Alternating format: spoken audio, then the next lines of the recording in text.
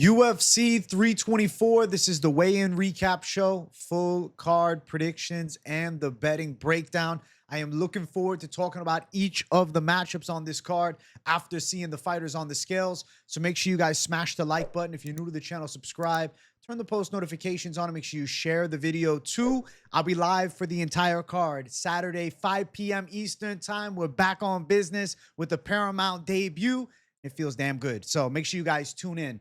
Now, first things first, there was a canceled fight. Unfortunately, Cameron Smotherman passed out after making weight. I'll show you guys the image if you haven't seen it yet. There's him flat out. He got off the scale, made weight, starts walking, and just goes down like Gaethje did against Max Holloway.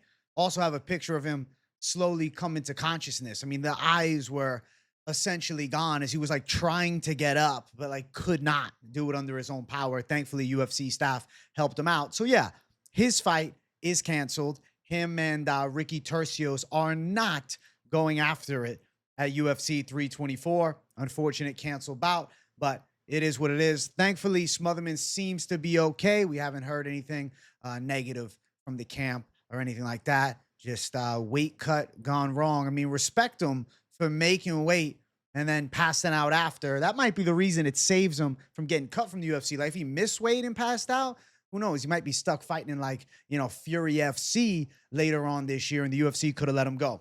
But I do want to get into the actual breakdown. So let's jump into fight number one on the card. We got Ty Miller versus Adam Fugitt to start things off. Listen, man. I think that the side of Ty Miller does bad things to Adam Fugitt. He's going to be able to box him up. Big striking advantage, good boxing combinations, good timing on his straight shots. If Jimmy Drago didn't have that addict durability, okay, he was a former addict, I'm telling you, most guys are going out from Ty Miller landing thunderous headshots. On the side of Adam Fugitt, southpaw stance, I think that kind of puts him in a spot to be a sitting duck to some power straights by Ty Miller. I see him thudding Fugitt up with a lot of punches in this fight. Now, note something. Ty Miller, his knockout wins both in the first round, has 4 decisions. He's a good boxer, and I definitely think he's a guy with finishing ability, but has been distanced before, and I think that could have some people thinking maybe Fugitt goes a little later and survives because of his veteran savviness. But I'll say this, 25-year-old Ty Miller is growing into this 170-pound frame. He's a tall, skinny guy. And, at 25, he's getting that man strength starting to kick in. Decision against Jimmy Drago, but was cracking him. Before that, he did get a knockout win, so it's not like he hasn't slept people before. But yeah, has been, a little bit on the decision dominant side, but is a violence first striker. Fugitt coming off of a first round knockout loss to Islam Dulatov. Who knows how his chin looks at 37? I think we're going to see Ty Miller land some big shots in the fight. And I do think he's live to put a pace on Fugitt early. And I think land a lot of shots round one and potentially connect with the kill shot as well and flatline Adam Fugitt here. So obviously the Ty Miller pick is my end. Yes, KO is going to be the most likely side. Could he box him up to a decision and Fugitt maybe shows some veteran savviness? I guess, but of Fugitt's UFC losses, all of them are by finish, and I think Ty Miller has the skills to also go out and finish him as well. Now, I do want to bring up the scales for these two, so let me scroll on up here, and we'll look. We got Adam Fugitt weighing in, and I'll say this about Fugitt on the scale. Say what you want about the skill set. Guy comes in shape. Lean, shredded up, definitely puts in some work in the camp. I just don't think he has the skills for Ty Miller. More of a simple striking style. I think that with Fugitt, it's awkward. And he knocked Kinoshita out and he beat Josh Quinlan on a split decision, which honestly, that didn't age well. Nor did the Kinoshita win age pretty well. I mean, Kinoshita turned out to be pretty trash, but he had hype on him at one point. I don't know if you guys are newer fans. You don't remember Kinoshita from Contender Series. I think that Adam Fugitt's getting boxed up here, though. 37 years old. A guy that's, on the lower tier of talent as far as the UFC welterweight division goes versus somebody that I think has a real high ceiling. We don't know just exactly where, Ty Miller ends up in the next year or two, right? He's got sleek boxing with good timing. You could say there's a vulnerability to leg kicks, but he's fighting a southpaw, so I'm not too worried about it. And then you could say, well, takedown threats could get after him, but his get-up game is solid. And Fugitt, not really a high-level grappling skill set. You know, not really a beastly offensive wrestler, more of a scrappy striker with some power. I think we see Miller put it on him with some head strikes and mix it up nicely. So the call is going to be Ty Miller by the KO. Now we will bring up the face-off between the two of them. You can see Ty Miller with a nice little edge in the height category. Fugitt, you know, one of the more lanky guys at 170 pounds. Ty Miller's going to have a half-inch reach advantage. Fugitt normally has a bit more of an edge against some of the shorter-armed fighters at the weight class. So long arms for Ty Miller with better boxing. I just think he's going to consistently get to the target against Fugitt. And looking at the face-off, he's still a young prospect. Like, he has got that like young muscle still, you know. It's slowly but surely going to build over the years. But I think right now, skill set wise, Ty Miller just has a lot more. And I'll say he goes out and he shows out. He doesn't just win. I say he goes out and he wins impressively. I'm going to predict he goes out and gets a violent win. Now, I must tell you guys, if you haven't looked at the betting odds since earlier on in the week, they are wider than they were. It's minus 600 for Ty Miller as a massive favorite now. My God. Over 1.5 is minus 166. I mean, maybe, right? Fugitt could be durable, but Ty Miller is known for the first round knockout. So, you know, some of my thought process is, hey, if Ty Miller's to knock him out, it might be early. Miller by KO is minus 130. That's not great. If you think Miller's going to put hands on him in round one, which I definitely think he could, plus 275. I don't necessarily love the betting lines, though, of this fight. I do think KO happens. I do think Ty Miller wins, but 6-1 odds on a UFC debut, that is, to put it in layman's terms, pretty shit. So Ty Miller to go out and show out is the prediction. Knockout win coming. Next fight on the card is Josh Hokit versus Denzel Freeman. I'm predicting that we see Josh Hokit get a victory here. I think he can box with Denzel Freeman. I think he can wrestle with Denzel Freeman. I know that the UFC weigh-in team was hyping up Denzel's Greco-Roman wrestling, but I favor Josh Hokit's wrestling style in MMA a little bit more. Denzel Freeman is physically imposing and strong, but he's given up some takedowns. You even saw it in LFA. It's not like, you know, he hasn't been put on his back before. He was real pitter-pattery and low output and boring as hell against Buyo. Granted, it was a UFC debut on short notice, and granted, yeah, I picked him to win, but it was a mid-fight. Like, I'm surprised I guess I'm not surprised at the Josh Hokit matchup, but it's kind of like, damn, I thought he'd be fighting on like an Apex prelim, but they got him here attempting to build Josh Hokit stock. That's exactly what this is. Josh Hokit is good. Prospect-wise. Good. Contender-wise, I cannot say so. Hands look sharp. Does have some good speed on him. High-level wrestling background. He's a good athlete. Wrestling game is solid. Now, he is on the lighter side for the heavyweight division. He's given up about 22.5 pounds or 23 pounds against the side of Denzel Freeman, which I'm interested to see if that aids in Denzel Freeman's takedown defense. But on the flip side, I think that Josh Hokit with the speed could definitely find success with some boxing, with mixing in some takedowns. And when they get to the ground, I think Hokit could be pretty good with positional control and working some pepper and ground and pound. I think Hokit's live to stop him. Throughout his fighting career, he's been a finisher. Denzel Freeman never been stopped, so there is that aspect of the fight. I feel like Josh Hokit's live to hurt him with some shots and ground and pound him, but it wouldn't shock me here if Josh Hokit took it to the distance. I think Hokit gets it done. He should win at, 28 years of age versus a 34-year-old in a battle of prospects. I'll favor the 28-year-old heavyweight on the rise. And he's undefeated, but, shit competition. Low-level comp for Josh Hokit. Okay level comp for Denzel Freeman. I mean, he did beat Steven Asplund, and he fucked him up on the ground. Granted, if you guys don't know this about Asplund, like if you don't watch any of his regional fights and you've just seen him fight in the UFC or Contender Series, he's pretty bad on the ground. So Denzel Freeman dominating him in that area doesn't tell me a lot in a matchup against a true hard-nosed American wrestler like Josh Hokit. I'm going to pick Hokit to get it done. I think that the disadvantage in weight could actually end up being an advantage, and I think he's going to look fairly good against Denzel Freeman. And I think in the striking, we could see him mix it up. I think in the striking, he could get some hands rolling, and I feel like he can get some boxing combos together. I think Hokit's striking game starting to, slowly but surely formulate.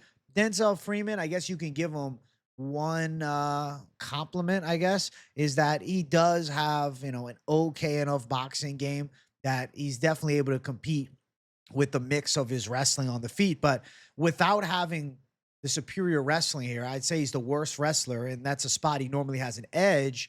It's hard for me to go out and, predict that he shows out. There's Denzel Freeman, though, weighing in. Looks like, really does look like the dad from Family Matters. Holy shit. But thick, though. Thick as hell. Thick dude. Then there's Josh Hokit, smaller on the side of heavyweight. We'll pull up the face-off as well, and, we'll look at them going nose to nose with one another here. Let's get the face-off pulled up. The size difference when you look at them side by side doesn't seem like much. Really, it's just Denzel Freeman's got, thicker triceps and biceps. His arms are a lot bigger.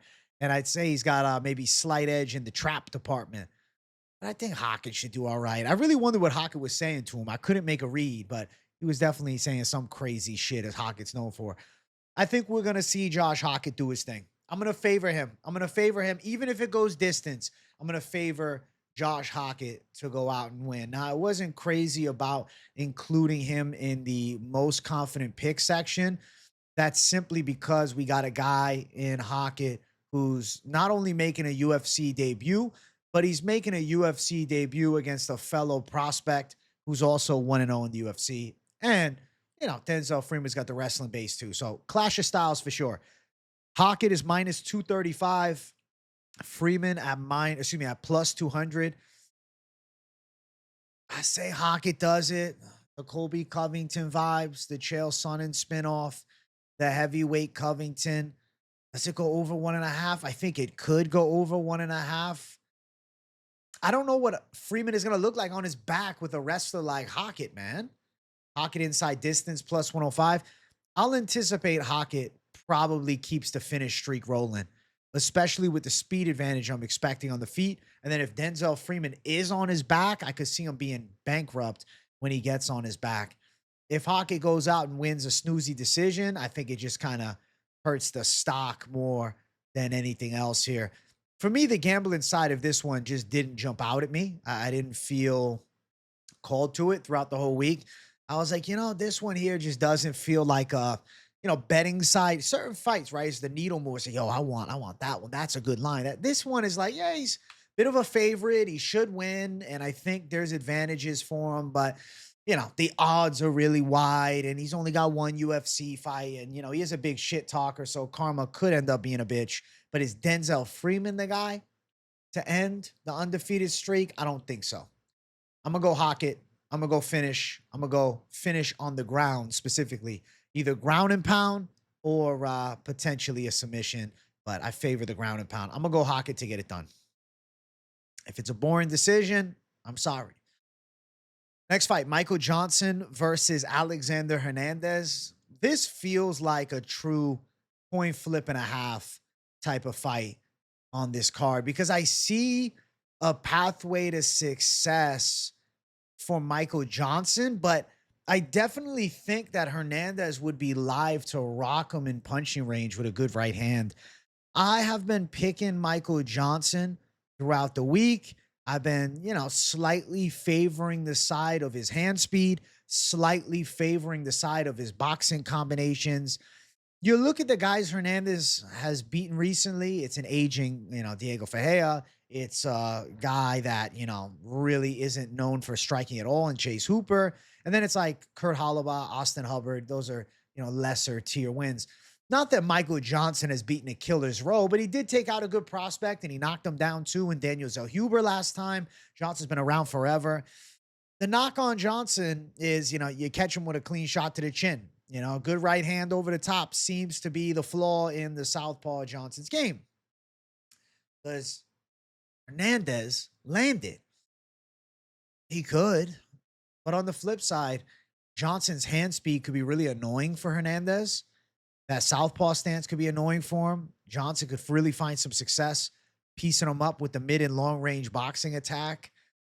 Hernandez maybe, trying to attack the legs a bit, but being that Johnson's a southpaw, it's going to eliminate that calf kick. So I really think he's going to have to look to close the gap and throw straights with the straight puncher and then get a nice right hand over the top, or force Michael Johnson to chase him a bit and then try to time a counter.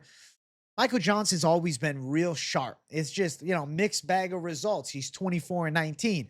Predicting Michael Johnson fights as of late, 4 out of the last 5 he's won. It seems easier, but there was a long time where he was Mr. 50-50. His record was, nearly at 500 at one point. I'm going to say that Michael Johnson gets the 25th pro win. I think he goes to 25-19. I think Michael Johnson, hand speed, looks good. I think he's going to be able to outbox Hernandez and get a close one on the scorecards. I could definitely see some testy moments for him and, a little bit of potential nerves for all watching. But I'll say that he shows out. There is Hernandez looking solid on the scale. I heard some complaints, but I went and watched the weigh-ins. I didn't think that Hernandez looked too shabby. I think he's in shape. Face, a little sunken in, but that's a weight cut. His eyes still look there. And then Michael Johnson actually looks real good at 155. Even at 39, guys coming in, peak condition. Seems like his skill set deterioration definitely is slower than most fighters. At 39, he looks real good. And his fight IQ is going up. There's the face-off.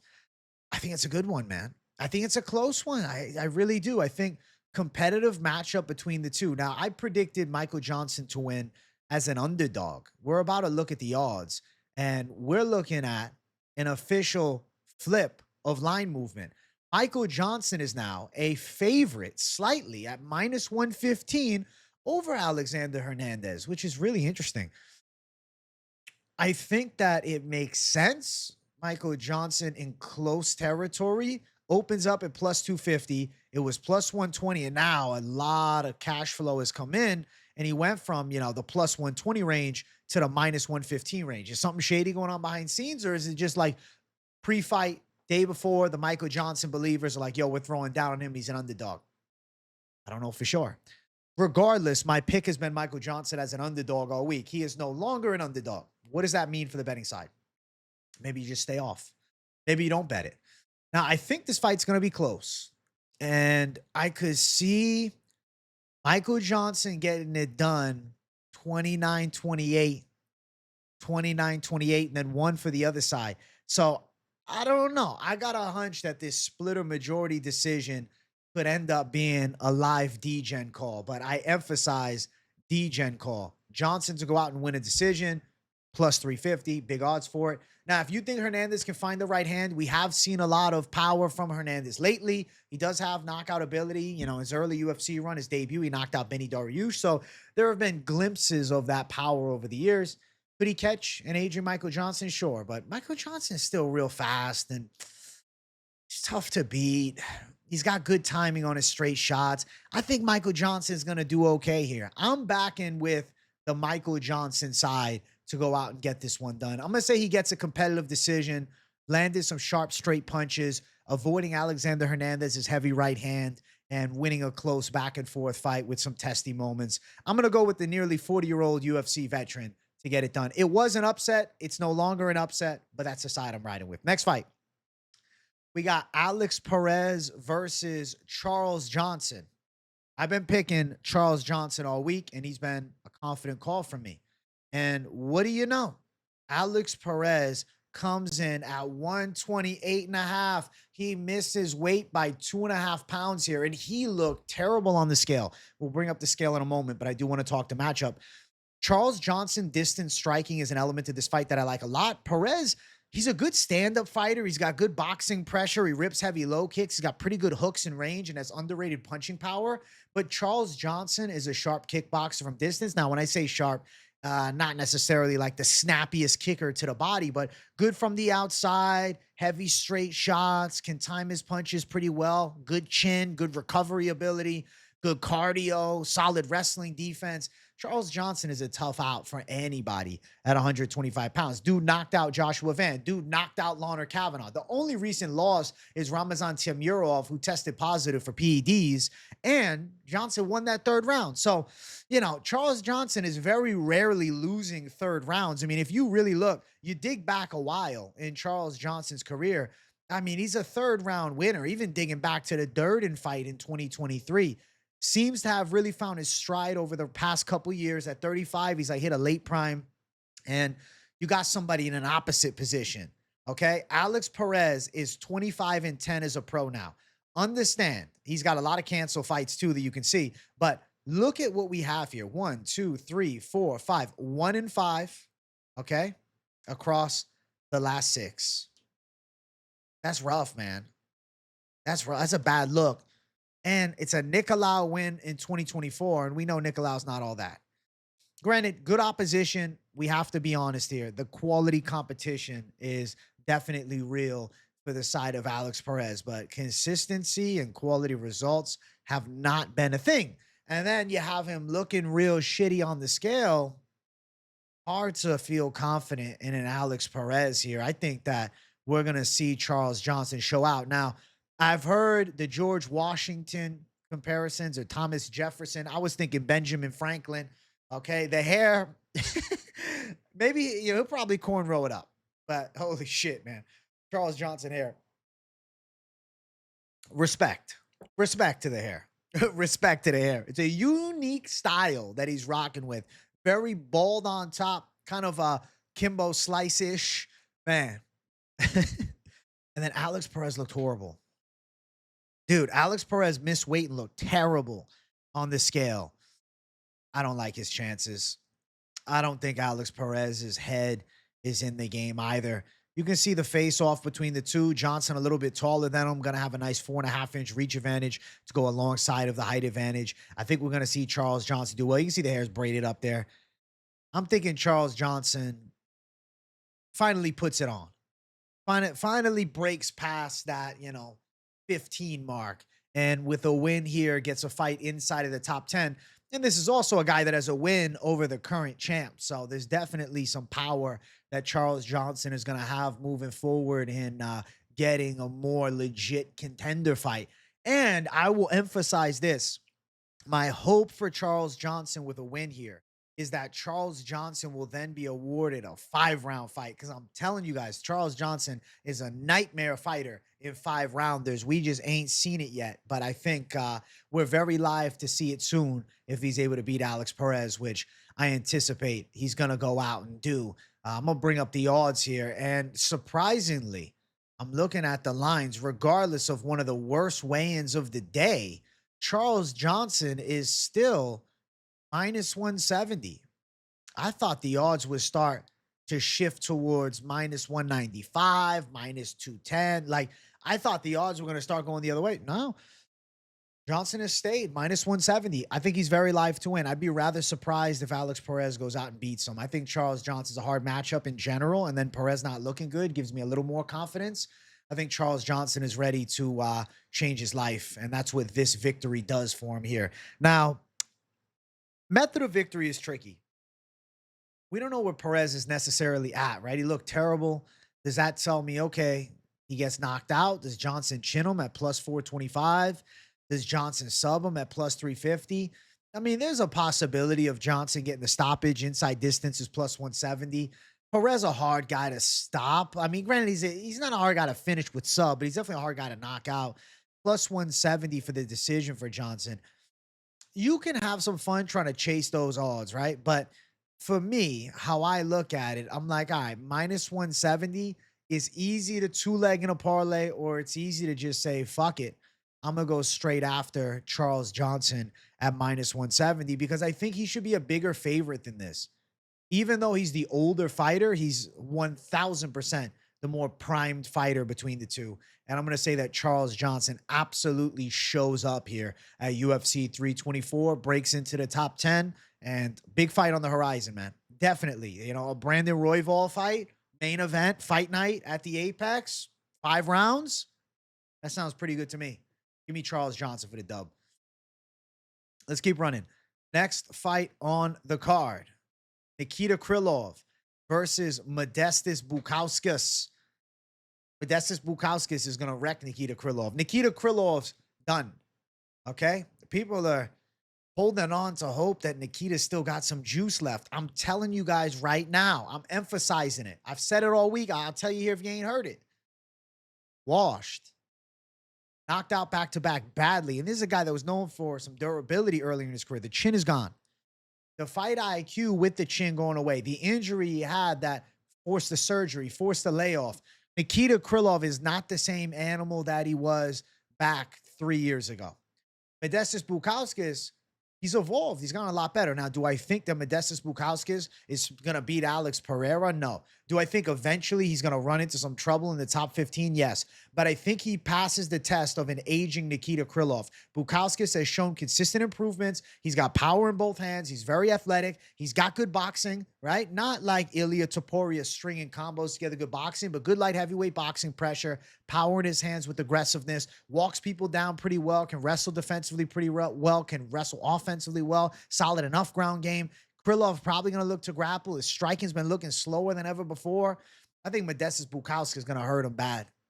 I think Modestas Bukauskas is getting a knockout here. I don't think Krylov's chin is holding up. I think he's got like that Beneil Dariush thing coming. 2 back-to-back knockout losses within the past, 9.5 months. I think it's going to be knockout number 3. Now, let's look at the scales because I think the scales are, an interesting thing to read on this fight. Modestas Bukauskas is one of the most physically fit fighters in the UFC. Dude is shredded to the fucking gills, jacked, and trains at, Team Aspinall. And then there's Nikita Krylov. He still looks real lean here, but like you can see the wear and tear. You can see the age on Nikita Krylov. Like he looks old now. He looks like old man Krylov. It's not the same look as when he was more so primed. And even the way that he moves, I just don't think he's got much left. Like he looks like the old fighter. I said this, I feel like he aged 8 years since the UFC layoff that he had for like 2 years. There's a face-off between the two. I think it's just Bukauskas' time.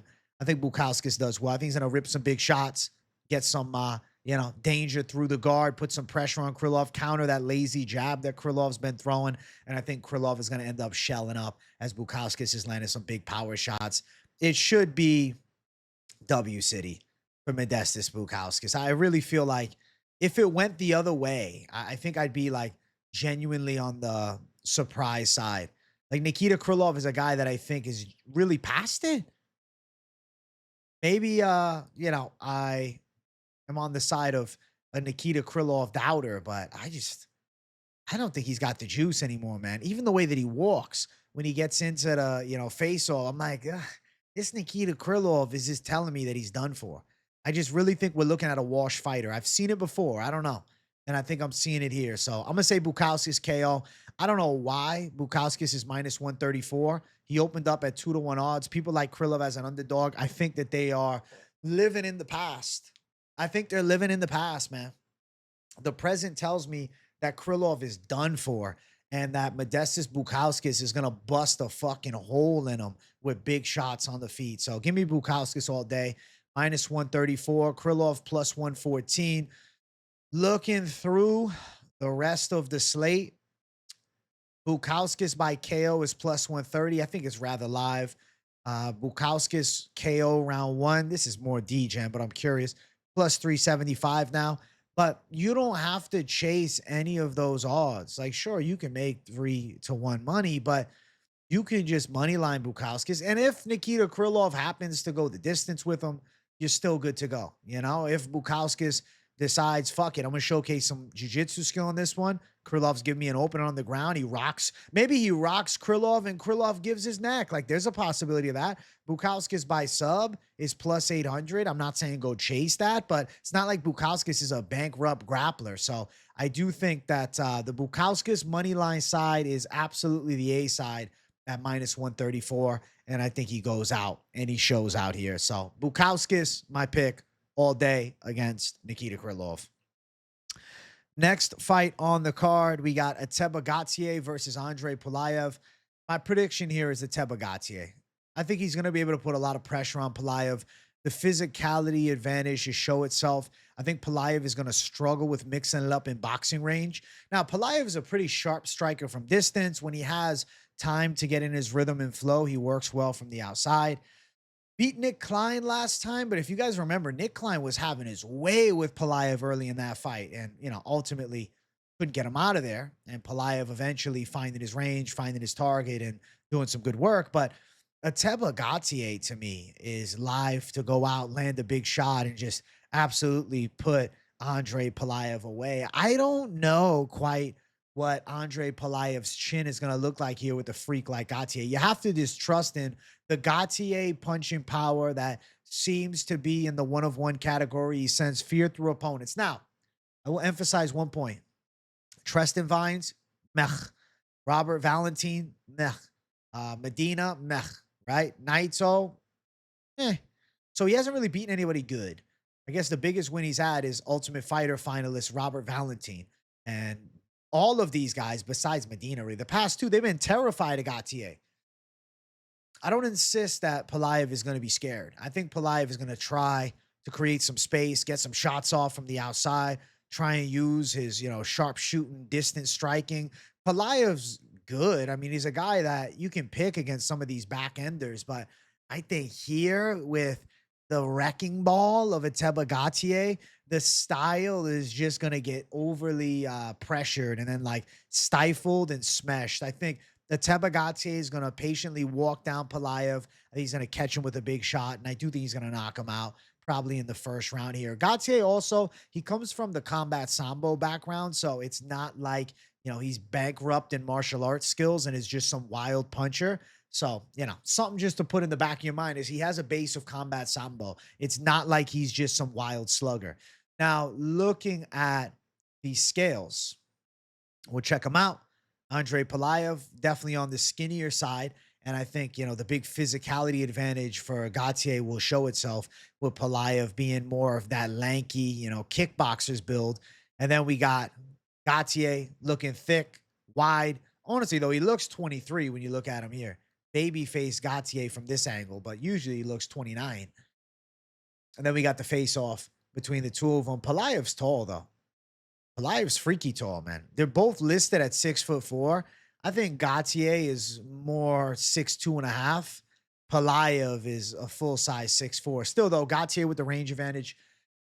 Pulaev's, an Alexander Shlemenko protege. Shlemenko, obviously a former Bellator champ and a good Russian fighter. So, it's not like Pulyaev has no skill. It's just, I think he's really in trouble with the beast of a man in Ateba Gautier. He's going to look to walk him down and land thunderous shots. I'll say Gautier lives up to expectations, and I think he gets a knockout. Still very young, and, you beat Pulyaev. Now you got to start moving the needle level of competition a little faster. Eventually, maybe Gautier is exposed a bit, but not here. Not Pulyaev. Pulaev's not the first guy to give him an L, I don't think. Now, the odds for this fight are stupid. I don't really even care to spend too much time talking about them because it's literally just dumb. Like, there's no real conversation to be had. Gautier's minus 1,000, Pulyaev plus 700, under 1.5, minus 210. You really can't bet this fight at all. Even KO for Gautier is 6-1. You're like, okay, well, let me miss the match. He's going to get him in the first round. Gautier wins in round number 1, minus 175. Gautier KO round 1, minus 170. What are we doing? What are we doing? I don't even care to talk more about this fight. So, yeah, Ateba Gautier should knock him out. You want to be a D-Gen. Maybe you're trying to go like Gautier in under half a round, but we could see Pulyaev survive a little bit longer, but maybe he doesn't. And that, under half a round with Gautier, I looked at yesterday during Propaholics. What is the line now? I think still probably plus. It's plus 250. So, if he wins under half a round, plus 250. But does he get in half a round? I mean, Pulyaev could run from him in circle, and it takes, Gautier 4 minutes. We'll see. We'll see. I think first to second round. I think probably first round. I definitely am riding with Gautier by knockout. But the odds there just make it completely unappealing. So Gautier the pick, but yeah, you can't really gamble on that one. Next fight on the card, we got Umar Nurmagomedov versus Deiveson Figueiredo. My pick has been Umar all week, and I favor him to outwork Deiveson Figueiredo. I think he can kick with him from the outside, mix in, strikes to lead him to takedowns, control a bit from top position, and for the most part, clearly defeat Deiveson Figueiredo. I think Umar Nurmagomedov is going to go out and look pretty good. Mostly, I think it's pressure wrestling, but he'll mix in some strikes too. And I can see him having some success with kicks to the body here. And then with that, the frustration sets in, maybe some punches hit for Nurmagomedov on the head of Figueiredo. And then Nurmagomedov able to mix in the takedown, which I anticipate is a big part of the game plan. Control from top position, look towards the finish, not necessarily get it. Now, issue with Deiveson Figueiredo, another fighter that missed weight. He came in at 138.5, 2.5 pounds over. And he looked like shit on the scale. He looked like shit on the scale. Let's look at the scale here. Let's look. Let's look at these guys on the scale. So, Deiveson Figueiredo, his eyes were closed. He looked very low energy. Looked a bit drained in the face and a little off balance. But I don't know if he was acting it up for the optics because, like, they thought, okay, let's do a 2-pound weight miss to give us a little physicality edge. I'm going to say it as it is. I don't think Deiveson Figueiredo is past doing something like that. I could see Figgy being like, okay, it's Umar Nurmagomedov. I beat him. I'm in a great position. I miss weight by 2 pounds, 2.5 pounds. Nobody's going to remember that after I beat him. Like, I think he's trying to give himself a little edge because if you really look at the frame, he didn't look like completely drained out. Definitely, you can see the collarbones, a little, sucking in the face. But I think they called the weight cut. And then, they had maybe Figgy doing some optics work, making it to be a little bit bigger than it is. Well, I don't think he was really going to pass. I mean, dude, you're talking about a guy that used to fight at 125. So he was the champ at 125. So if it's the case that Figueiredo actually had this hard of a cut to get to 138, then I anticipate he's injured. Then I anticipate the knee is acting up. Okay. Or this is all optics. They want a slight advantage. This is a game plan to miss weight by a little bit, give them a little edge. So maybe late in the fight, as Umar gasses in round 3, Umar's going to start breathing a little heavier. Maybe Figueiredo and his team think they can get some big shots off and pull something crazy out. Maybe. Other side of it, Umar looks good, looks in shape, looks ready on the scale, looks kind of like fucking Voldemort. I don't know. He's a really strange look in this. I'm actually terrified of this Umar. Like this is like a sleep paralysis demon face. I've never seen Umar look this scary. The weight cut definitely got to him a little bit. Holy shit. I don't want to look at this anymore, bro. I'm hiding it away from my screen, bro. Like I'm genuinely feeling haunted by this picture of Umar Nurmagomedov. What the fuck? There's the face off. And what do you know? Deiveson Figueiredo looks pretty big. Of course, Umar puts the shirt on, but Deiveson Figueiredo looking pretty thick there. Bro, Umar's face is really scaring me here. Umar's scaring me, bro. What the fuck is up with Umar? Holy shit. There's the face off. I got to tell it as it is. I think this is gamesmanship. I think this is with the mentality of, okay, let's set this up. Let's do something. We're fighting Nurmagomedov. We want to win. If we lose, it's terrible. If we miss weight and win, well, we still win, So I don't know with Figueiredo. I feel like it was optics. Like I'm looking at another angle. I'll show you guys this other picture here of the face of the weigh-in. He doesn't look that drained to me. And then at the face-off, looked fully rehydrated. Looked fine, He looked like he had a little extra weight on him. Yeah, I don't know with Figueiredo. Weird. I think it's a strategy. I'm going to say strategic weight miss is going to be my prediction here to try and give Umar some trouble later in the fight and avoid gassing out and have a little advantage when we get to like that, 10 or 11 minute mark of the fight when we get into that third and final round. Or if we do, I think we will. Odds are stupid. Minus 1,500. Again, odds are stupid. Plus 850. What the fuck? I think that Umar wins a decision. Umar's a decision merchant, dude. Minus 120. He knocked out Barcelos with a perfect shot. Yes, but like Umar is not a finisher. He's a round winner. Minus 120 decision. That's my call here. KO, sub. I think Umar wins a decision. I think he gets it on the judges' scorecards. I think that live for a 30-27, but with this Davison weight miss, I'm curious how round 3 looks. Because one thing to be said about Figgy is he can still crack. He can still crack. Even at 135 pounds, he can still hit. You know, he cracked Cheeto Vera hard. But I'll say Umar, scorecards, decision. Davison Figueiredo maybe gives him a little pause round 3, but for the most part, I think Umar will look pretty good and take out Davison here. But yeah, the odds are stupid on this one here. Let's jump to the main card. If you guys are watching and enjoying, make sure you smash the likes, hit that damn subscribe button, and hype the video too. We got Arnold Allen versus John Silva, kicking it off with, you know, probably the people's main event, really. Like, this is a hyped fight. This is easily a fight night main event. So this is, you know, fantastic to get on the first Paramount main card and do it as the opener, you know? This is big. This is a great fight. I'm picking John Silva to win because of his striking precision. And if we have a John Silva that can be calm, a John Silva that can be patient, that isn't overly emotional, which is exactly what went wrong with Diego Lopez. He took some damage round 1. He found a little success round 2. And then he went crazy just looking for the finish instead of using the style that found him the success in the first place. On the opposite end, Arnold Allen's good. Okay, Arnold Allen is a good striker. Arnold Allen mixes it up nicely. Arnold Allen's got fast hands. Arnold Allen's explosive. Arnold Allen has good punch combinations. Arnold's well-rounded. He's got good cardio. He can defend wrestling well. He's decent offensively. He's got an underrated submission game.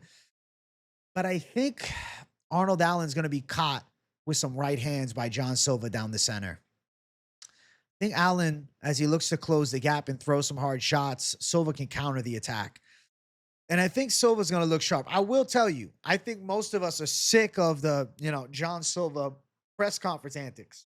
But the fighting style of John Silva has to be one of my favorite. He can be a bit annoying, you know, as a person. But as far as what he does in the cage, that's some fan favorite shit. It's must-see TV every time. And Arnold Allen is a gamer, 100%. Guy that's fought Max Holloway and done fairly well. Guy that fought Movzar and did really well. It's just, I think John Silva is going to be able to bust him up with some punches here and find some success. And Arnold Allen, I anticipate to come, especially with TriStar, with a little bit of a wrestling heavy game. I honestly think Arnold Allen's best bet is use round 1 to try and neutralize John Silva's stand-up and fatigue him a bit. Mix in some takedowns, get close to him, you know, tie up with him, wear on his arms, attack the body a little bit with knees in the clinch, you know? There's more so wear on John Silva as opposed to like trying to go full stop round 1 and get him out of there and go head to head with the bull, you know, go horns on horns. Instead, get close, tie him up, you know, make the fight more of a grind heavy clinch fest, really.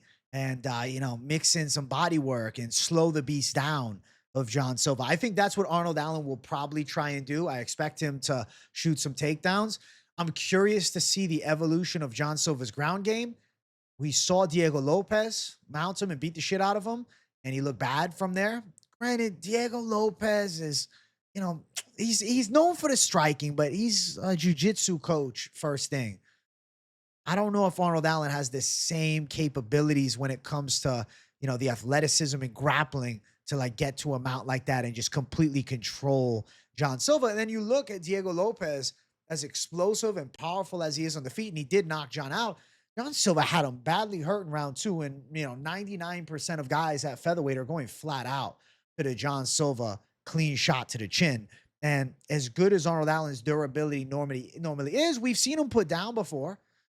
You know, even against Dan Hooker, as he was getting crazy, he got caught with a shot and went down, you know, Max Holloway. So I think John Silva's live to hurt Arnold Allen here, and I do think that he could end up being the first guy to officially knock him out. It's not time to sleep on Silva, at least not yet. And I think he's going to pass the Arnold Allen test here at UFC 324 and get back in the mix of the elites of the weight class. Seems like a guy the UFC is giving the push to as well.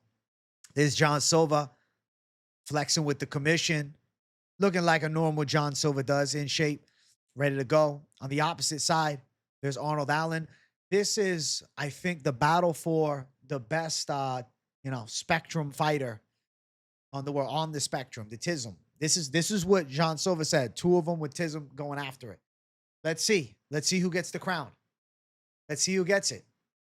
The best of the spectrum presents, Arnold Allen versus John Silva. The Billy Goat, Arnold Allen versus the barking dog, the little half Chihuahua Pitbull mix. And then let's look at the face-off. So the TISM was in full effect here when we got to it, because John Silva is like down on all fours, right? He comes up and Arnold Allen, I don't know, he's doing some fucking Dungeons and Dragons spells, man. He's looking like Harry Potter, for God's sake. I don't know what the fuck's going on behind the scenes, man. We got some spells by Arnold Allen.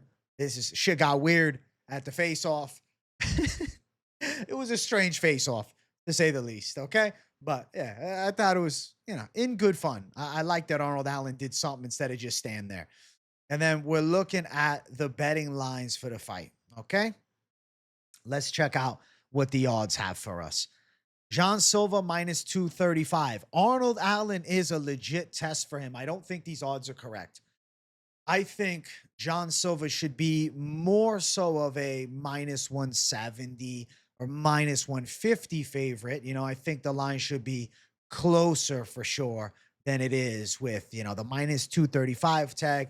You're paying a little extra on the John Silva side because of the hype that he has. Arnold Allen is plus 200 as the dog. At open, he was minus 150. So the books initially thought that, and that's what I agree with as far as the betting lines. Now it's a little wide, so you're losing value there. Now, the question you have to ask yourself, if you are on John Silva, do you think that John Silva is able to put his lights out? It's plus 140 for a KO. Is he the first guy to finish Arnold Allen?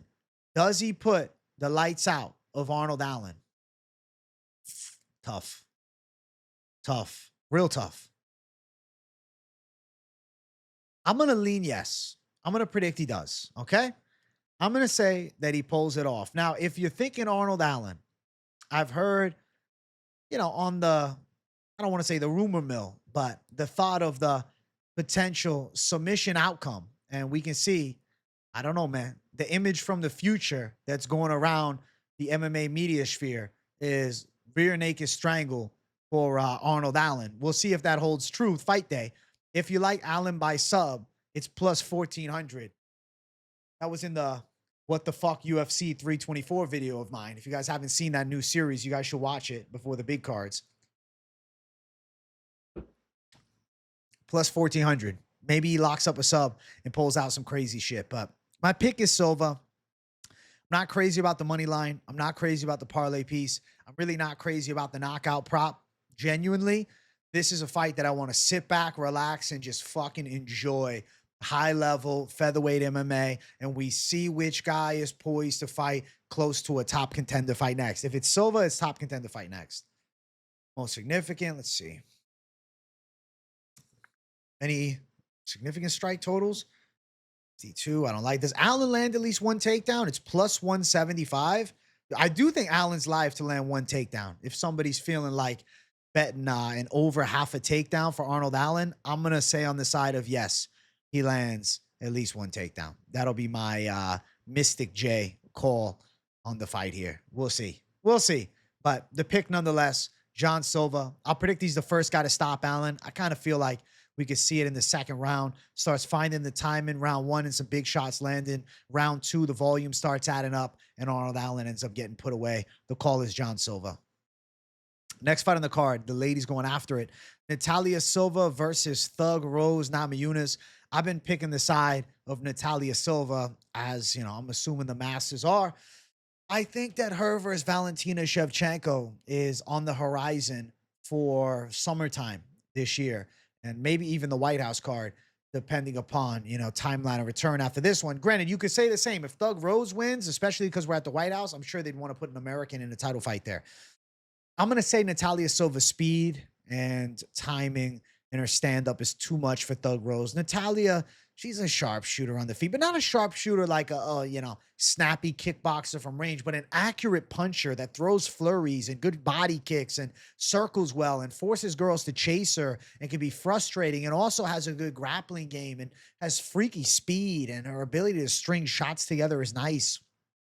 I think she can counter Rose's ability to dart in and out of range quickly with her explosive striking blitzes and barrages of shots. And I expect Natália Silva to be able to outwork Thug Rose. And I do think when it comes down to the grappling, I can see Natália Silva getting this thing to the ground, finding a way on top, and even controlling Thug Rose Namajunas on the ground if she ends up getting the opportunity to showcase the BJJ grappling control. Maybe not the submission threat, but at the very least the control. And I think in the striking department, Natália Silva should be able to land more significant strikes throughout. I think she's definitely faster. I think Natália is starting to really find her timing. You saw it against Alexa Grasso. She was beating her up on the feet. And Valentina needed to wrestle with Grasso. Natália Silva looked good in that fight. And I think that Thug Rose is in a bit of trouble fighting against one of the top prospects, or really she's a contender, not prospect, but the contender to watch here at 125 pounds. And I think many agree the woman that could give Valentina a real run for her money. So I'm going to say Natália Silva wins and then puts herself in the title picture. Thug Rose weighing in, typical, motionless, shaved head. Thug Rose, slim, shady look, ready to go. Natália Silva looking fantastic. A smile, ready to do work inside of the damn cage, all right? Let's look at the face-off. Let's feel the energy as Thug Rose was reciting the Lord's Prayer. Natália Silva was staring into her soul. I think Natália Silva looks so ready, man. Thug Rose is in shape, though. She's definitely put on some muscle mass since moving up to 125 pounds, but Natália also jacked, and I think she's a tough customer. Natália Silva, I think, is going to show out in this matchup here with good flurry and shots, countering the Rose Namajunas, darting into range with good blitzes of punches, and I think she's able to do her thing in the striking department. Now, as far as how does it end and the betting odds, we'll get to it now. Obviously, wide odds favoring the side of Natália Silva in this spot. She's a minus 340 favorite. Thug Rose sitting at plus 280. So, odds are tough in a matchup like this. Thug Rose, I think, loses a decision. That's what makes the most sense. So I'm going to say Natália Silva does good work, but does not get Rose out of there. I feel pretty confident on the decision. And woo, what do you have it? Minus 235 for Natália Silva to win by decision. All right. I think the over on significant strikes was 60.5, if I'm not mistaken. 60.5. Natália Silva, minus 115. I think she lands over 60.5 significant strikes. I think she lands more significant strikes than Rose Namajunas, and I think most likely we see Natália Silva do good work out there. Minus 3.5 at plus 100. I do think a 30-27 is live, but Thug Rose, you got to put respect on the name. I mean, she's done it forever. Most significant strikes, minus 260. I think so. Natália Silva should win. She's definitely wide on the money line side, but she is a girl you could parlay up. Like, if you're like, okay, I want like a random parlay, and you're like looking for something different on the card, well, you go like Natália, Charles Johnson. Bingo, We'll talk about the parlays at the end. My call, Natália Silva, unanimous decision. Actually, let's see what the unanimous decision line looks like. I don't think it's much better, but I want to double check because I do think it's going to be a unanimous decision. If you got minus 130, that's a steal. Minus 200, a little on the chalkier side. But nonetheless, Natália Silva to go out and win the fight is my prediction here. I'm saying she handles business. Next fight on the card, featured fight in his heavyweights, heavy-handed heavyweights. We got Waldo Cortes-Acosta versus Derrick Lewis. It's a barn burner, man. Holy hell. Derrick Lewis looked good on the scale. We'll bring it up soon. I've been picking Where's Waldo throughout the week. I mean, I got to ride with the momentum. The guy had 5 fights last year. He's coming off back-to-back knockout losses over the past 2 months. His right hand looks as precise as ever. He's a former pro boxer, but his MMA boxing chops have really started to come together beautifully. Went 3 rounds hard with Pavlovich, lost, but didn't get put away. Rolls with punches well. Is very defensively sound. Although Cortes-Acosta is really coming into his own, man. And like with Derrick Lewis, I don't know where he's at. He's got a 35-second win against Taliesin Teixeira, which was a weird stoppage. He hit him with the big hook, drops him, throws a little ground and pound. Teixeira looks to be recovering, but grabs the cage to get up. Herzog stops it, right? Fight before that, it's a long time ago now, a year and 8 months ago, he knocked out Rodrigo Nascimento in the third round. He kind of looked sluggish earlier in the fight. And Nascimento has had a mixed bag of results since fighting in PFL. He ain't doing well. So it's not really a big win. I have to favor the side of the primed 34-year-old contender, Where's Waldo, to get Derrick Lewis. There's always a shot for a Derrick Lewis KO. I'd say 20% chance, 1 out of 5 times. He forces Waldo with the back close to the cage into a wild exchange and lands the thunderous hook and puts him away. That's his path to victory. Because at times Waldo can get a little slappy with shots and throw some flurries as he's pressured backwards against the cage. And there, I think Derrick Lewis could find the kill shot. But Waldo's a guy that rolls well with punches. He attacks the body pretty nicely. He's hard to hit clean, man. And I think Derrick Lewis just winging wild bombs at him. Waldo, regardless of him not being a good boxer in professional boxing, you know, he's seen a lot of punches come into his head. I think he's going to recognize the D-Lew wild shit. The way he gets caught is it's a wild exchange that Lewis can force him into. And then obviously the death shot is there. But a conservative Waldo picking his shots nicely, waiting for the time to really kill. And that right hand landing clean on a Derrick Lewis who, you know, came in at 263.5. So definitely in shape for D-Lew. We'll bring up the scales. You look good. He's on the peptides now. And he's saying it's made a big difference. There he is. Derrick Lewis looks in better shape than normal. He's got some definition in the biceps coming in. You know, you see Derrick Lewis with the ab definition showing up. So it is definitely a motivated 40-year-old Derrick Lewis looking to make something big happen. And then there's Waldo on the other side, looking like a typical Waldo, ready to rock and roll as he normally does. This is potentially a #1 contender fight, depending on timelines of returns of Cyril Gane, depending on, you know, what happens with Alexander Volkov, depending on definitely Tom Aspinall, depending on Poatan moving up, depending on a John Jones, you know, fight with Poatan. So big stakes on the line. The winner of this fight puts themselves right up there in that title picture. There's the intense face-off between the two of them, staring into each other's soul. D-Lew's got big power, but I do think Waldo's going to counter him. I know D-Lew's the fan favorite. There's a lot of love for D-Lew, and there should be a lot of love for D-Lew. I love D-Lew. You love D-Lew. We all love Derrick Lewis, but I think we have to keep it a buck. Now, again, same like the Arnold Allen fight and the What the Fuck UFC video. They got some picture going around of Waldo getting chinned with a big right hand. I don't know. Maybe it's from the future. Maybe it's not. But I think that we're going to see the side of Where's Waldo probably connect with the big right hand. And most likely, he's getting Derrick Lewis out of there. I'm going to say this fight ends by KO, and I'm going to say that the side of Where's Waldo is the victor when we get down and done on Saturday. But cool fight for sure. Derrick Lewis on the Paramount card, feature fight of the night against Where's Waldo in a high-stakes contenders fight. I mean, it's great shit. I just think that Waldo's got to be the call. Now, he's a little wide, though. Minus 330. That's an ugly money line. Plus 270 for Derrick Lewis. Over 1.5, minus 155. It could end sooner than that. Waldo by KO is my call. That's minus 125. Lewis by KO at plus 335. What I think is likely is fight ends by KO.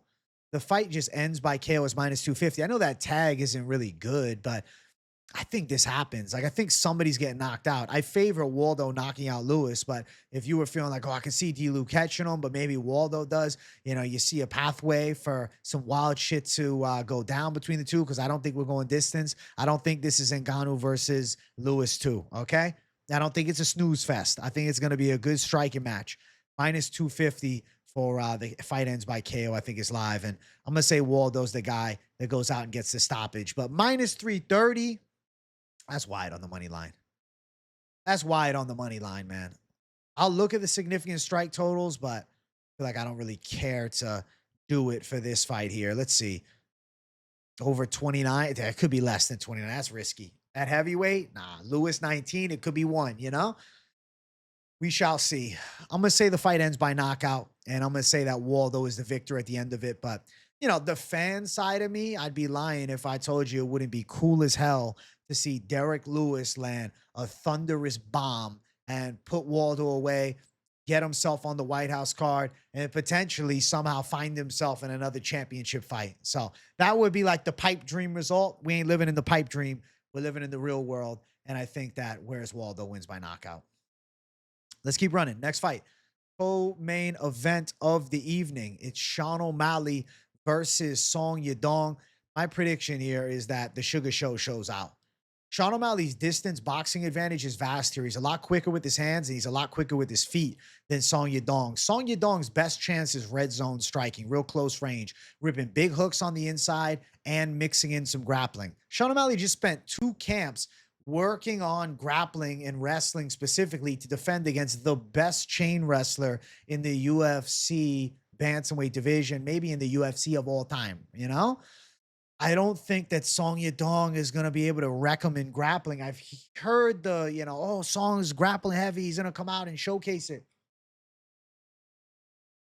Song's still a puncher first. He's not a tremendous wrestler. He's got wrestling ability. He can mix in takedowns, but he's not an elite wrestler. Trains a team alpha male. So sure, maybe he gets O'Malley down a couple times, but I don't think O'Malley's like a dead fish on the ground. I think O'Malley now, his ground skills are overhated because of the losses to Merab. I think look past that. Look at the reach advantage, 5 inches. Better boxer from range, faster striker, good teeps to the body from the outside too, beautiful straight punches, very good footwork, hard to track down, big cage. I think Sean O'Malley's going to box Song Yadong up. Now, I'm not saying Song can't have a couple of moments. Song might hit a couple takedowns. Song might even land a couple power shots in range. But I think that Sean O'Malley is going to end up showing out in this one. And I think the striking is going to look pretty good. I think he's going to be accurate with his punching. I think his get-up game will be solid. His defensive grappling should hold up here. I think he'll deal with some annoyance with Song Yadong, maybe getting him against the cage a couple of times. But I think O'Malley will be able to escape the position and get some boxing together and crack Song Yadong with some combinations. Now, Song's got a good chin. Not an easy guy to stop. I think Sean O'Malley by decision makes a lot of sense, but definitely some big combinations and exchanges and shots that land that bust Song Yadong up. People also forget, like, yo, we saw Cejudo having some success on the feet with Song, and you saw how bad Talbot did Cejudo. So I think, we got to look at the truth. Sean O'Malley should absolutely handle in this matchup here. Let's look at the scales, though. Let's look at the scales here. Song Yadong, jacked, in shape, per usual. Song's ready. O'Malley, skinny ripped, per usual. Looking to get his get back, because that's exactly what this is. A loss here is detrimental. We don't know what's next for Sean O'Malley. If he somehow loses this one, it could be a career ender. There's the face-off between the two. A little bit of a weird angle, but you can see that Sean O'Malley height advantage. Obviously, we know about the Sean O'Malley reach advantage. I just really think that the Sugar Show's hands are going to be accurate here. I feel like the best way I can describe it is I got a good feeling that Sean O'Malley is going to connect with some clean shit on the feet.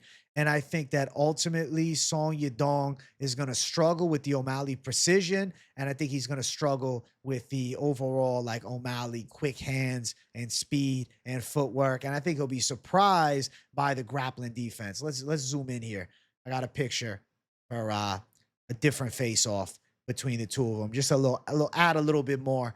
You can see both guys in shape and ready, but I think it's the Sugar Show's time. I do. I think it's Sugar Show's time. I think Sean O'Malley's back. I think the striking from range will be on point, and I think he'll be the Matador to the Song Bull, but the Matador is throwing some heavy fists in this matchup here. Now, as far as the lines, let's look at the odds, which crazy is there really hasn't been any movement. Odds have been pretty much the same throughout the entire week for the fight. And I'm going to pull the odds up right now. I'm getting the props right in front of us here. So we got the odds right now. Bam. And the screen goes white on us. Fight odds freezing up on me. What the hell, man? This is the live action. So Sean O'Malley is a 2-1 favorite at -200. And the screen goes white when you click on the Sean O'Malley odds. That's really weird. Fight odds. What are you doing to me, man? What are you doing to me, fight odds? Let's see if we can go from here. We'll go the odds slate right in front of us. If not, we got to go to a backup website. I got a second tab open per usual. All right, here we go. The odds might not be as accurate, but we're using Best Fight Odds, which is the OG site that I used to use back in the day. It is what it is. So, similar odds around the -200, -215 range. You can see Sean O'Malley by decision at plus 100. This is a more accurate lean of where it'll probably be at, but around plus 115, around plus 100. My prediction here is that Sean O'Malley is going to show out with the hands. My prediction here is that Sean O'Malley is going to get a decision. It's not a walk in the park fight, okay? No way. But I do think that Sean O'Malley is able to look sharp, crisp, clean, and accurate and outbox Song Yadong. And I got the Sugar Show taking this one home and getting back on track. So Sean O'Malley for the W by decision, my prediction for the co-main event. And let's jump to the main event of the evening. If you guys haven't, make sure you smash the like button, subscribe to the channel if it's your first time watching. Make sure you also hype the video too. We got Justin Gaethje versus Paddy Pimblett, and I got a hard stance. Paddy Pimblett wins, and he makes it look easier than people are expecting. There is a surprising amount of Gaethje support that I've seen, and I think they're not taking into consideration the fact that he's 37. I think they're not taking into consideration the fact that Paddy Pimblett's evolved. People living on that Jared Gordon fight. Paddy the Baddy's striking is not bad. It's actually becoming solid. Like, I think that he's an underrated stand-up fighter because of his awkward rhythm that he has on the feet. And he does stay pretty composed in striking now. Paddy Pimblett can find some shots on Justin Gaethje. I definitely think Paddy the Baddy has the tools to threaten Gaethje on the feet. Body kicks could work from the mid and more so the long range here. Using the body kicks to close the gap with big straight punch barrages. If Gaethje's ducking that head, we could see Paddy Pimblett make the read, throw the uppercut that we've seen Gaethje crack with against Oliveira and Tony Ferguson, or potentially throw the knee that we saw Pimblett land against Michael Chandler. I think Paddy is going to be able to disrupt Gaethje's striking rhythm and get some shots on him. And then with the striking flow, not necessarily being elite technicality, but being like tricky with Paddy Pimblett, because he also is like deceptively quick with how he'll throw his punches into the high kicks as he's closing range. And if Gaethje pulls back or looks to move out of range, could end up getting rocked by a Paddy the Baddy head kick in the fight. And then you look at the grappling of the fight. Justin Gaethje, defensively, he's going to be able to, stop the basics, the singles, the doubles, but body lock work is where Paddy does his best work. And I think Paddy's eventually going to get to that body lock. I think eventually he's going to get Gaethje to the ground. And don't be surprised if Paddy pulls guard. I could see Paddy shooting for the flying triangle from the clinch, getting to his back, using that to try and create a transition and a reversal to get to the back of Justin Gaethje. And if Justin Gaethje, gets a little overzealous with getting back up to the feet, we could see Justin Gaethje with the back taken, Paddy Pimblett on the back, and absolutely locking it up. The difference is the hyper elite jiu-jitsu. The biggest differential mark in this fight is the fact that Paddy is hyper elite BJJ for MMA. On the striking arsenal, Paddy has an awkward rhythm that could throw Gaethje for a loop. He's also got the youth advantage on his side, which I like a lot, being 6 years younger. Deceptively quick is Paddy the Baddy. His kicking skills are nice too. Now, Justin Gaethje can crack. Justin Gaethje's got good boxing. He mixes it up. We see more technical Gaethje as of late. Picks his shots pretty nicely, but real good punches in close range. Power in close range. Gaethje's leg kick attack, he hasn't been going to as much, but, with Paddy and sometimes that wider stance, I definitely think Gaethje could shoot for it. But I will say, Paddy has a good ability to close distance. I could see Gaethje getting caught with a nice straight shot from Paddy the Baddy if Gaethje's a little bit too leg kick focused in the fight. And then, Gaethje's option is just striking. Paddy can strike with him and he can grapple and dominate him. And I think eventually Paddy's getting this fight to the ground. I got Paddy finishing it within the first 3 rounds. I feel like he's live to put some pressure on Gaethje. Gaethje's defensive flaws will show themselves. We saw Charlie O cracked a little bit early in round 1, but he still got that stoppage within 3 minutes and was able to rock the shit out of Justin Gaethje. And I could see Paddy trying to implement a similar game to Charlie O with the pressure, because pressure forward with shots with guys that also have confidence on the ground, it can throw Gaethje for a loop. Gaethje lands a big shot, Paddy goes down. He's not following him to the ground. Paddy's going to have time to recover. So unless Gaethje's flatlining him with the shot and the Gaethje power is there, but when's the last time he really flatlined somebody?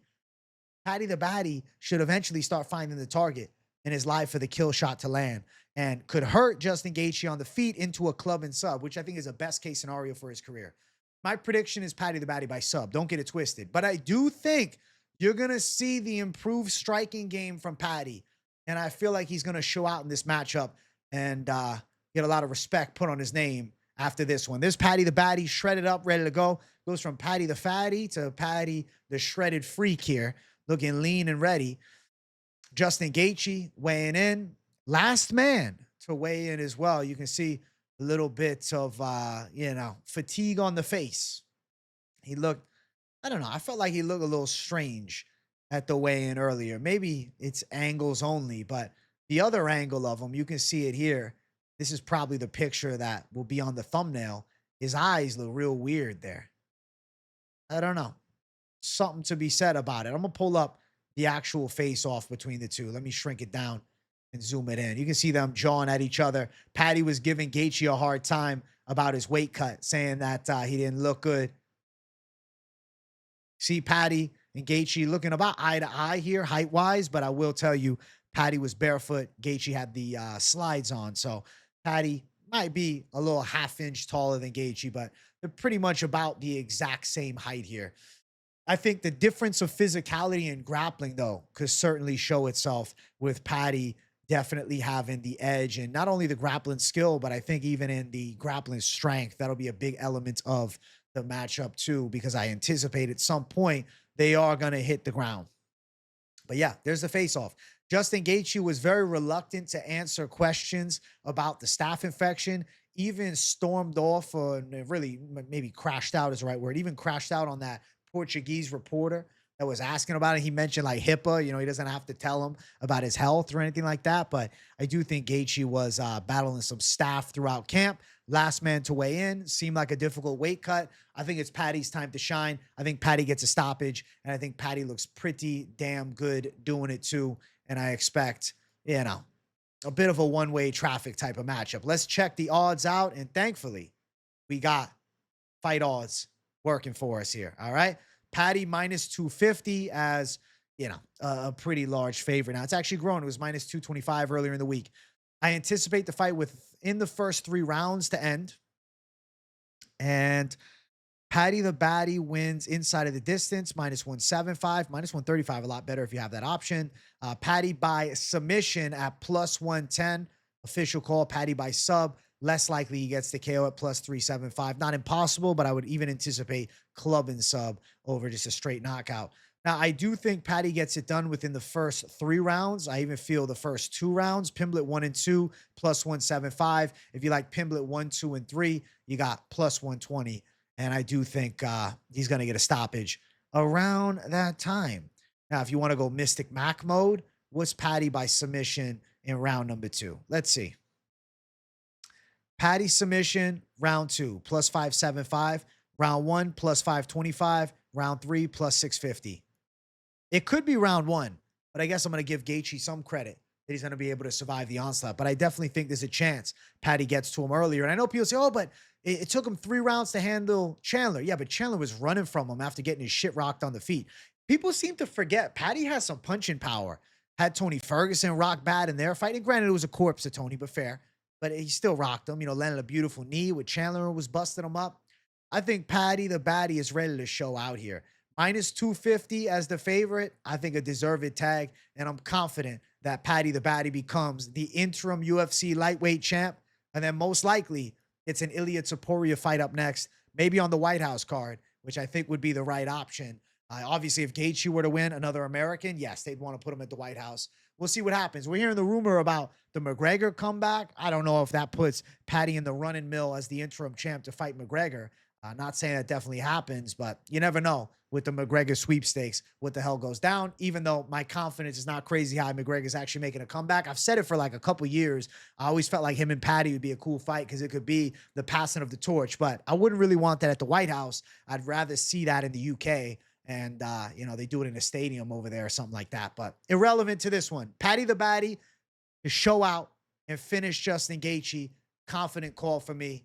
I got him to win and become their interim champion and get it done by submission. Now, those are the predictions, but I do want to discuss a little bit about the parlays. So just to emphasize some points, Lock City parlay is Pimblett and O'Malley. I think they both hit.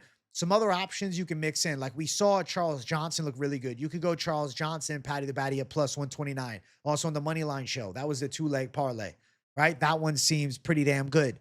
I think that, Pimblett, O'Malley, Natália, Silva, and Johnson should win at plus 342. It makes a lot of sense. But of course, some folks ain't just looking for, minus 129 to plus 400. I know some of you savages are like, listen, AJ, I'm here for the big shit. I'm here for the savage calls. Okay, well, listen. I think that Pimblett sub, Nurmagomedov decision, and Lewis Waldo ended by KO at plus 485 is a live cycle, okay? I do. I think Pimblett sub, Nurmagomedov decision, and then if you even just put Bukauskas straight is live at plus 589. I think if you want to go crazier, you went Pimblett sub, O'Malley decision with Johnson and Bukauskas at plus 1133. I think it's live if you're confident your method of victory calls. Now, if you want to go crazy with it, the savage prop cycle, Pimblett sub, O'Malley decision, Nurmagomedov decision, Bukauskas KO, Waldo Lewis ends by KO plus 2,591.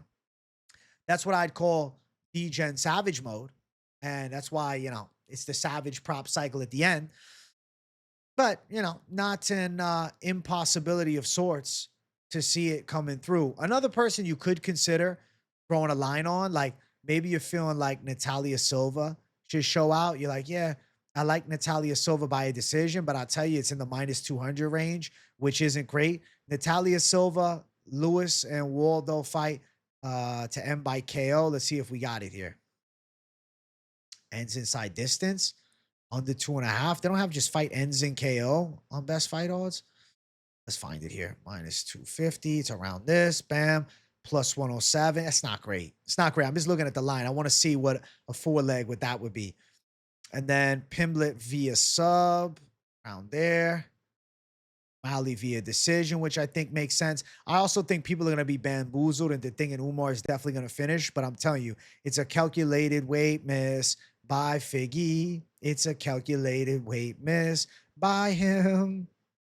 Umar decision. Where's that at? Umar Nurmagomedov on the scorecards. Bam, bam, bam. Plus 1739. All right. And Bukauskas KO will put it on. Plus 4,405. I'll show you guys it up on the screen now. I just wanted to get it all together first. So that's D-Gen shit, but, there's something. It's not actually John Silva at minus 250. I just put John Silva there as the piece because that's essentially what the Waldo and D-Lou knockout prop is going to end up looking like. So around that region, but you don't have to go that crazy. I tell you, you don't have to chase that crazy ass shit. You don't have to play it like a menace to society. You can keep it, more contained, more chill, less wild, and do it in a more calculated manner for sure. Plus 17,000. If you put the plus 1,100, split a majority decision, you're going crazy. But it's D-Gen. This is D-Gen talk. I'm just having fun right now. This is not realistic outcomes to chase. Not saying it doesn't happen. I think these are very live outcomes, but crazy ass parlay like that, not your highest likelihood of success. Now, listen, everybody, my advice always, if you are attacking the parlays, make sure you do your own research, see where it lines up with mine, and, put the heads together and let's make some magic happen together. Something like that. Two minds are better than one. But yeah, definitely don't blindly tell. If it's a couple bucks, different combo. But if you're throwing some substantial heat down, you should do your own due diligence too. I hope you guys enjoyed the comeback of the Weigh-In Recap Show. It feels great to be back. We got the Paramount deal upon us. I am feeling so good. I'm thankful to be here. I hope you guys enjoyed the show. Thank you guys all for watching. Smash the like button. Subscribe to the channel if you're new. Bringing the thunder. Hey, we're back on it. W in the comments. You got nothing to say, but definitely let me know what you think of the picks in the comments down below. Always appreciate you guys' insight. Hit the damn post notification. Turn it on. You don't want to miss a video or live stream. We had Lunchtime Live, episode 200 earlier today, so you should be tuning into the live stream Q&As. And yeah, keep it rocking with the boy, man. Keep it rocking. Hype the video. Keep supporting. Keep subscribing. And Fight Companion going down Saturday. I can't wait for it. I'll be live 5 p.m. Tune in. I'll see you guys then. Love you all. Talk soon. Happy day before the fights. Oh my. 324 is upon us. Let's get it. Peace out, everybody.